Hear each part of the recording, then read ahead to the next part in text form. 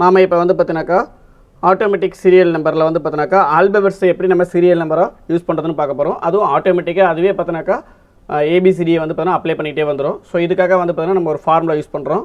Equal if open bracket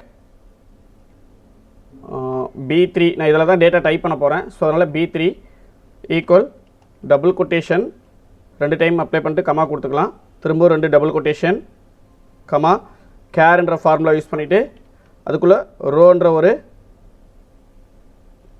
function போட்டு ஆல்பபெட்டோடைய number A65 ப்ராக்கெட்டை க்ளோஸ் பண்ணிக்குவோம். என்டர் பண்ணிடலாம். இப்போ நீங்கள் உங்களுடைய வேல்யூ டைப் பண்ணி பாருங்கள்.